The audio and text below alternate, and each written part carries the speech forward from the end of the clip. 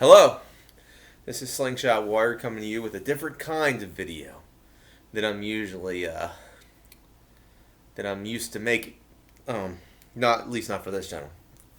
Now, I usually don't do this, but I have a lot of English subscribers, and I tell them about English folklore, and a lot of them don't even know what I'm talking about for some reason. I don't know what it is. They lost their culture. They lost their past or something. I don't know. It's like this stuff is not being taught, you know. Well, I'm here to bring out some legendary creatures, some scary creatures of English folklore. At number 10, there's the red cap. For hundreds of years, the continuous war between England and Scotland made an Anglo-Scottish border lawless, and dangerous border raiders frequently passed from one country to another, committing crimes, and they turned the myths and legends about evil criminals and their horrific deeds, straying up alongside the malevolent spirits, the creatures who took advantage of hostile land to wreak havoc on people who lived there. One of these creatures was the red cap, a sinister being which took the form of an old man with iron shoes. He had a long, unkempt hair, red eyes, thin fingers with nails and talons and long teeth.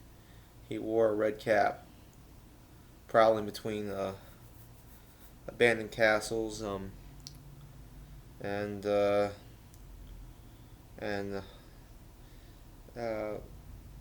he would hunt for bodies left behind the war, raiding to use blood to dye his cap. If there were no bodies, he would live and wait in the old ruins, looking for an unfortunate traveler.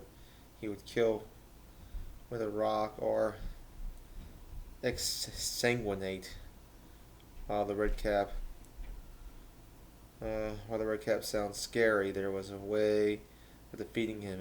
If he recited the scripture in front of him, brandishing a crucifix, he would scream in pain. Oh, another one would be the Cuddy Dwyer, either a water sprite or an ogre who stalked the waters of the river Yeo, or Ashburn, depending on who you ask. The legend is the most famous in the town of Ashburton. He was said to have slept in the darkness under the king's bridge, and he watched the children or drunks who strayed too close to the river's edge, then pounced on them under the water and gorging himself on their warm blood. The legend of the Cuddy Dwyer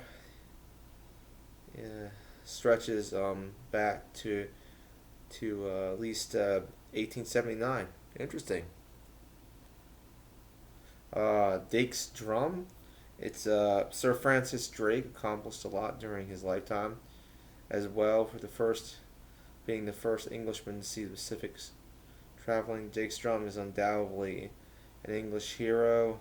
Many dark tales that have followed believe that I'll leave this one to you. This is a long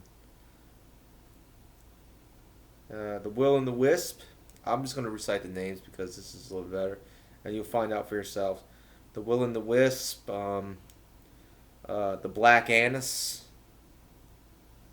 It looks like very similar to legend Spring Hill Jack, Guy Trash, the Beast of Bowden Moor, Bogarts. That's about it. Well, that is English folklore. These are some of the most scariest creatures of English folklore. Whoa. And it's from England. Bye.